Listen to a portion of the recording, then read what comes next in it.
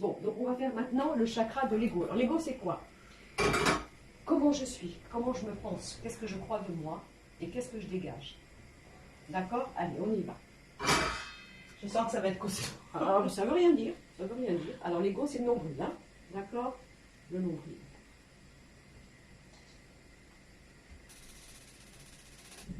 Voilà. Et on y va, on fait clavier. Alors, l'ego, il n'est pas Jojo, mais c'est pas vous, hein? Je vais vous expliquer. Donc, on y va. Donc là, je vous cherche toujours votre petit personnage.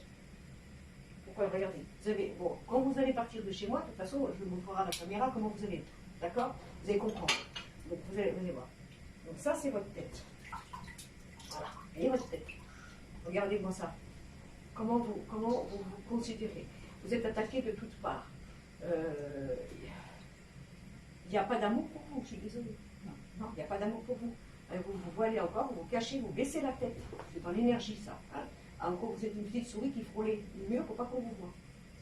On en est là. On est comme ça. On a vraiment. Alors, on a encore un problème de peur de communiquer, de dire, parce que ça vient de l'enfance, avec votre voyance. Vous n'aviez pas le droit de dire que vous étiez dangereuse. Vous avez pris des coups à cause de ça. On est d'accord? On a aussi un gros souci là, au niveau du bidon. Donc, ça veut dire qu'aussi vous avez mal au niveau du ventre quand ça ne va pas.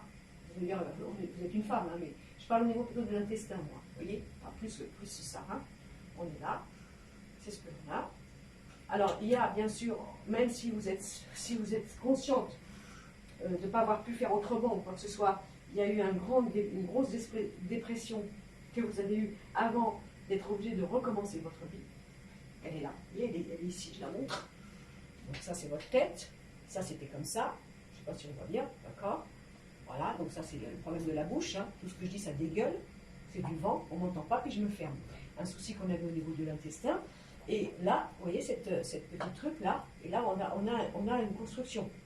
Une racine chaotique, avec une certaine manière de se conduire en tant que femme, puis de reprendre quelque chose d'un petit peu plus régulier, soi-disant moral, on va dire ça comme ça, et après, rac, dégringolade. Vous voyez? Voilà, c'est ça. Et vous êtes encore en questionnement par rapport à ça. Même si vous avez été trompé ou trahi, ou abandonné. Vous me suivez? Ouais. D'accord? Donc là, on a encore un voile de C'est les trois. On a un voile de musulmane. Encore une fois, c'est pas péjoratif, c'est le symbole. Je me cache, je me voile. D'accord? Et voilà, on a ça. Donc voilà comment vous vous représentez au jour d'aujourd'hui. Donc les personnes qui vont vous voir, soi-disant, on n'en a rien à faire des gens, mais comme on dit toujours, quand on veut se débarrasser de son chien, on dit qu'il a la rage, ils vont vous voir comme quelqu'un de, soi-disant, énigmatique. Énigmatique. Oui, qui dit rien, qui est mystérieux. Sur ce côté-là. Ben oui, mais c'est pas la question que vous n'êtes pas ouverte, c'est la question que vous faites votre jardin secret. Et vous n'avez pas assez confiance en ce que vous êtes. Parce qu'il y a une forme de déchirure à l'intérieur de vous au niveau de votre parcours de vie. Au lieu de voir toute la force que vous avez et de vous débrouiller. Vous comprenez? Oui, mais c'est voilà. C'est encore un... C'est juste ça. C'est juste ça. C'est encore un conflit intérieur, ça. Tout à fait. Alors, ensuite... Entre la critique et ce que je sais ce que je vaux. Mais je vais vous expliquer pourquoi la critique. Je vais vous expliquer.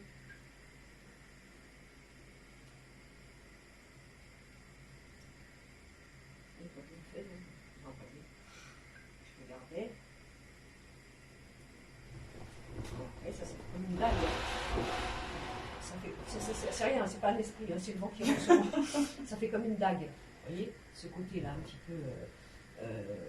C'est une dague, hein, c'est un poignard. Hein. Vous voyez ce que je vais vous dire. Voilà. Donc, en gros, vous êtes sans faire exprès en autodéfense. Et on va dire en auto.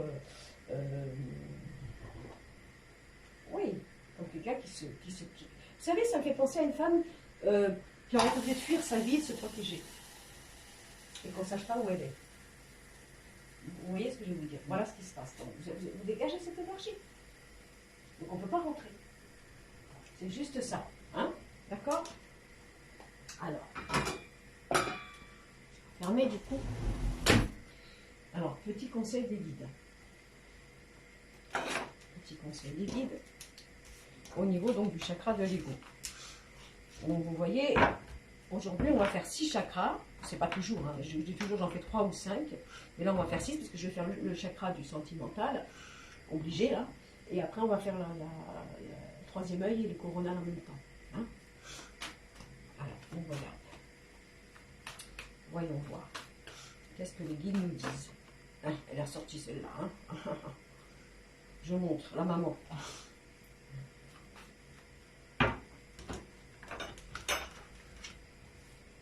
Oui, d'accord, j'ai compris ce qu'ils me disent. Okay. Ce qui vous tient sur pied, ce qui vous fait croire que... Mais encore, si encore vous arriviez à vous apprécier, ça serait bien.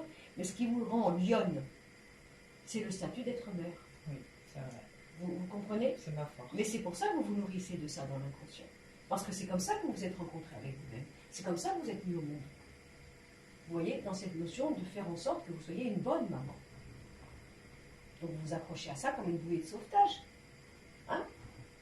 Ouais. On est d'accord? Bon. Mais du coup, c'est une prison. Et sans faire exprès.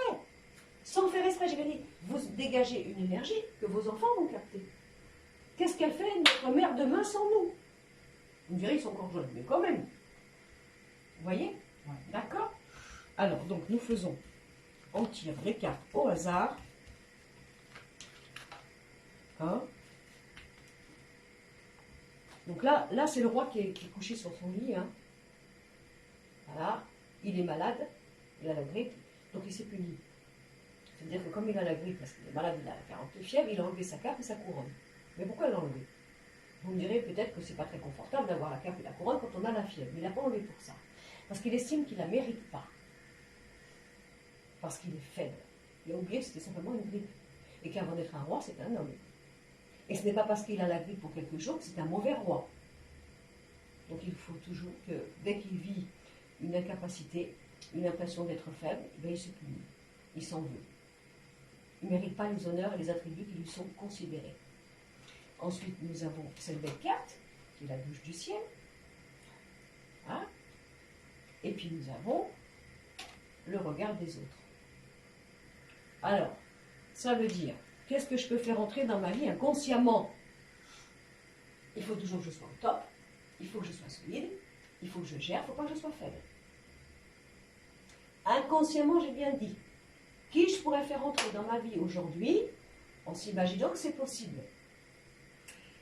J'ai bien dit inconsciemment, hein? C'est quelqu'un qui doit reconnaître mes qualités. Parce que j'en ai bavé pour en arriver là. Mais malgré tout, malgré que j'en ai bavé, je ne suis pas encore assez contente de moi. Je dois toujours être au top. Mais j'ai besoin que les gens m'approuvent. On y va. Si vous rencontrez quelqu'un qui vous dit, tu n'as pas l'impression que tu en fais un peu trop, tu n'as pas l'impression que tu t'étouffes, tu n'as pas l'impression que tu te gorges de ça alors que tu pourrais faire autrement et mieux, vous allez penser que c'est un intrus qui veut vous déloger de votre rôle. Vous comprenez? Oui. Alors que c'est peut-être un bon conseil. Ça peut être un bon conseil, tout simplement. Et le côté susceptible. Ben pourquoi? Je vais vous dire, ah oui, c'est pour ça, j'avais perdu tout à l'heure le truc. Je vais vous expliquer quand vous êtes susceptible, quand vous êtes en réaction. Vous savez qui c'est qui parle à travers vous? Mon enfant intérieur. C'est votre petite fille. C'est votre petite fille à qui on a cloué le bec, qui n'a pas pu crier, qui n'a pas pu parler. Ou quand elle a parlé, on a dit c'est pas bien. Toujours, Donc quand vous êtes dans l'excès comme ça, dans la répondance, dans le fait de dire non mais moi, de qui te permet toi de rentrer dans ma vie, de me dire ce que je ferais d'autre de mieux alors que je fais tout. Vous voyez? C'est d'abord une autodéfense pour pas qu'on rentre dans votre vie. Vous me suivez? Et c'est cette petite fille qui dit, dis donc, j'ai passé des années à fuir d'où je viens. Quand je vois d'où je viens, et moi ce que je fais maintenant, moi dans mon rôle de femme et dans mon rôle de mère, c'est pas bon qu'elle ait quand même me dire quelque chose. Parce que maintenant j'aboie. Vous avez les bons mots. Voilà, c'est eux qui me le disent. Hein. D'accord? Merci. Vous comprenez ce que je vais vous dire? Donc du coup, on ne peut rien dire. Parce que vous êtes comme ça enveloppé, en gros, mystérieuse, à pas trop dire ce que vous n'avez pas envie de dire, pour pas qu'on vienne vous faire un conseil, même s'il aurait été judicieux ou des fois il n'est pas bon. Vous comprenez? Et donc vous sauvegardez votre univers comme ça. Ouais. Vous voyez ce que je vais vous dire? Donc ça, c'est l'énergie. Après, ça ne veut pas dire que les gens ont raison. Mais c'est simplement ce qui peut être dégagé par rapport à ça. Le côté Hein? D'accord?